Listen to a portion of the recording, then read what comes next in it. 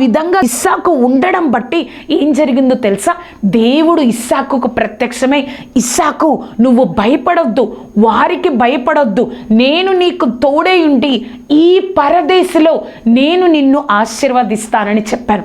ఎందుకో తెలుసా? వారు ఎంతగానో, మనం ఒక 2-3 నిమిషాల్లో యొక్క మాటను చెప్పుకున్నాం. మొదటి బావిని తవ్వడానికి ఎంత సమయం పట్టిందో వారు వచ్చి వివాదం పెట్టుకున్నారు. రెండో బావిని తవ్వడానికి ఎంతో సమయం పట్టింది, కొన్ని నెలలు పట్టిండొచ్చు, వారి వివాదం పెట్టుకున్నారు.